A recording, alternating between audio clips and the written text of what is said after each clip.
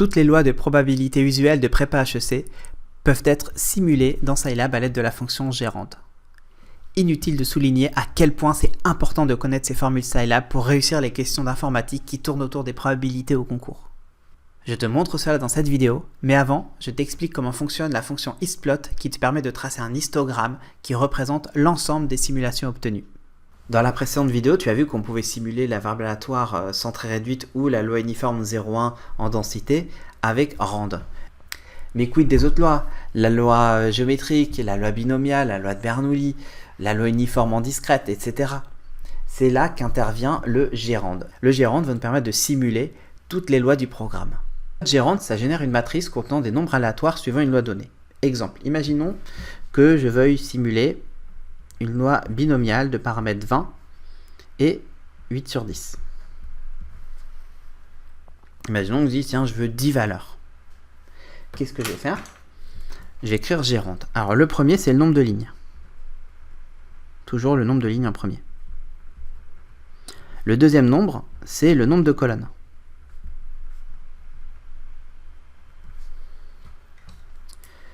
Le nombre ici de ce 20, c'est le 20 d'ici. Et le 0,8, c'est le 8 sur 10. Donc c'est la proba de succès. Ça renvoie quoi? Ça renvoie une matrice qui a 10 lignes et une colonne. Donc 10 fois 1, 10 valeurs. Et donc les deux autres sont les deux paramètres. Qu'est-ce que j'obtiens? Par exemple, je fais une simulation. 17, 19, 20. On voit que les nombres sont très proches de 20, sont tous entre 16 et 20. Ce qui est logique parce qu'une forte proba de succès, a priori, en 20 tentatives, je vais en avoir beaucoup des résultats. Mais comme ça, tu vois que ça tient vraiment compte de la proba de succès. C'est une vraie bonne simulation. On peut le voir plus concrètement en faisant des histogrammes et en faisant plusieurs simulations. Et là, on va attaquer justement histplot. La fonction histplot, c'est quoi? Ça permet de tracer un histogramme. Le vecteur A, c'est les bornes des classes. Ici, les intervalles. Si j'ai 21 bornes, j'ai 20 classes. C'est logique puisque les classes, c'est entre les bornes. Le vecteur X, c'est quoi? C'est les valeurs à répartir dans chacune des classes. Donc, c'est les valeurs qu'on a obtenues ici. Donc, je crée mon vecteur avec les classes. Donc, j'aurais très bien pu aussi écrire A égale 0,2.20. J'aurais eu exactement le même résultat.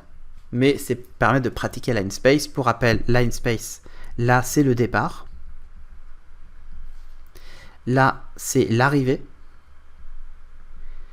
Et là, c'est le nombre de termes. Donc, D-A-N-T-E. Dot. Isplot AX.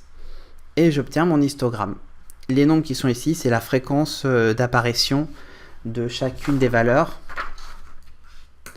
Donc c'est dans les classes. Donc là, ici, j'ai 0,2. Ça veut dire que j'ai deux valeurs ici, entre 15 et 16. Et là, je me dis, tiens, deux valeurs 16, elles sont contenues dans la classe entre 15 et 16. Pourtant, entre 15 et 16, moi, quand j'avais appris en seconde, c'était ça. La classe, c'était fermé à gauche et ouvert à droite. Et là, je vois que c'est entre 15 et 16, j'en ai deux. Quand je regarde ici, j'ai pas de 15. Par contre, j'ai deux fois le 16. Ça veut dire que peut-être que les classes ici, ça serait 15 ouvert à gauche et 16 fermé à droite. Je vais essayer de tracer un autre histogramme. Donc cette fois, je vais faire un line space entre 0 et 21. Donc c'est comme si je te faisais B qui est égal à 0,2.21. Quel est l'intérêt? C'est que je vais pousser plus loin. Et je remarque quoi? Je remarque, tiens, là, entre 19 et 20, j'en ai deux. Par contre, entre 20 et 21, j'en ai 0. Si c'était fermé à gauche, j'aurais eu 19, 20 et 20, 21. Donc les 20 auraient été contenus ici. Sauf que là, entre 20 et 21, j'en ai pas. Alors pourtant, des 20, j'en ai ici. J'en ai 1. Mon 20. Et le 19, j'en ai combien? Le 19, j'en ai 1. Donc je me dis, en fait, ouais, les classes, c'est effectivement ça. C'est 18, 19 et 19, 20. Donc c'est fermé à droite et ouvert à gauche. Regardons un peu plus près ce qui se passe à gauche. Là, tout ça pour comprendre Xplot, le fameux bug d'Xplot. J'ai simulé une nouvelle loi binomiale. Là, je te dis rien, dis-moi ce que ça fait, tu as quelques secondes. Donc oui, 10 lignes, une colonne, donc 10 simulations. La loi binomiale, et cette loi binomiale, c'est 20 et 1 sur 10. C'est pour ça qu'ici, on a des valeurs proches de 0. Là, je remarque quoi? Je me dis, cette classe entre 0 et 1, ça donne quoi? Moi, 0, je l'ai 1, 2, 3 fois. 1, je l'ai une fois. Et pourtant, ici, c'est 0,4. Donc 4 sur 10. C'est-à-dire quoi? C'est-à-dire que la première classe, ça sera en fait la classe 0,1 fermée. Et c'est ça le gros truc important dans Xplot. Effectivement, le 0,1, c'est fermé à gauche. Dans un sujet, par exemple, il y a un sujet, c'était, je ne sais plus si c'était en ECS ou en SE, où vous avez précisé que le début, ça serait 0,1 fermé. Et il y en a plein qui n'ont pas compris pourquoi. Alors qu'après, c'était ouvert à gauche et fermé à droite. Une façon de contrer ça, et d'éviter cette embrouille où il y a deux valeurs dans la même classe, c'est de démarrer à -1. En démarrant à -1, la première classe, ça va être la classe -1, 0. Et la deuxième classe, ça va être la classe 0,1. Donc les valeurs 0 vont être contenues ici. Et les valeurs 1 vont être contenues ici. Donc je vois qu'ici, j'ai 3 fois le 0, puisque j'ai 0,3. Et j'ai une fois le 1. Pourquoi 3 fois 0? Je suis dans la classe 0, -1, 0 fermée. Et l'autre classe, le 1 fois 1, c'est dans la classe 0,1. Avec le 1 fermé et le 0 ouvert. Donc ça, c'est des points de détail. J'aime bien les voir avant parce que ça a déstabilisé beaucoup d'élèves dans le... Bon, pas les miens, dans les sujets, dans le sujet qui était tombé. Donc c'est bien de comprendre un peu comment fonctionne Xplot pour avancer. Là, je t'ai mis toutes les lois. La loi binomiale de paramètre 20,03, il y a 20,03. Et donc, tu as l'histogramme que tu pourras voir en téléchargeant le doc PDF. La loi uniforme, c'est quoi l'uniforme? C'est UIN. UIN. Donc, toujours, premier truc, c'est le nombre de lignes. Deuxième, nombre de colonnes. UIN pour la loi uniforme. 0, c'est ce 0 ici. Et 3, c'est le paramètre final ici. Qu'est-ce qu'on remarque? On voit que quand j'en ai 1000, c'est pas super uniforme. Quand je passe à 10 000, c'est un peu plus uniforme.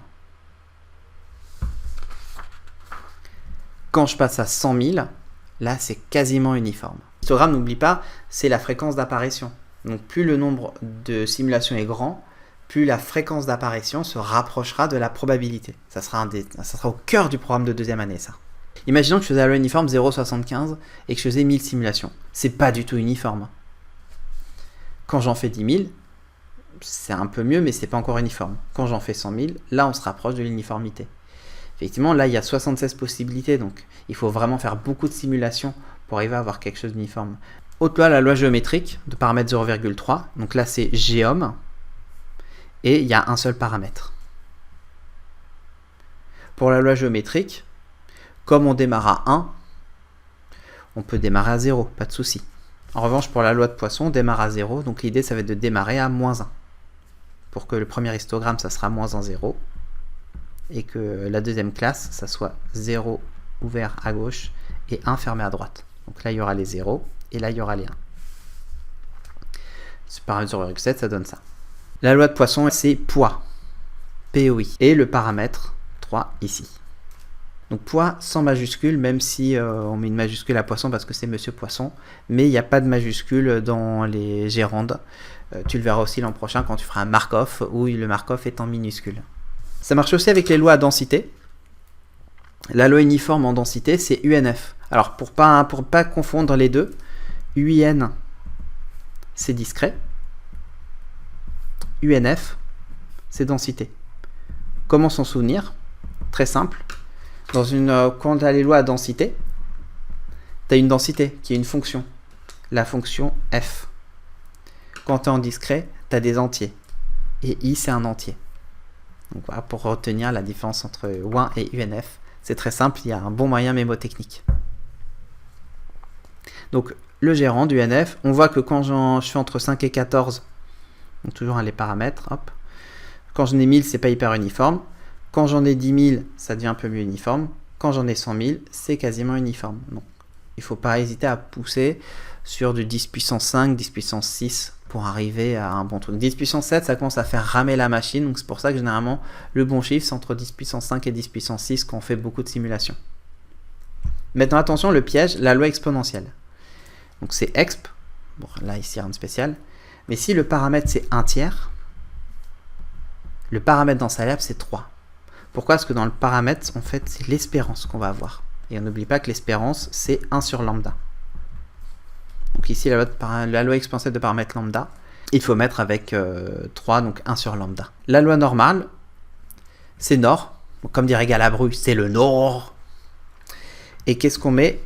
L'espérance pour le premier paramètre. Et pour le deuxième, attention, c'est sigma. C'est pas sigma carré. Qu'est-ce qu'on peut remarquer sur les lois de densité?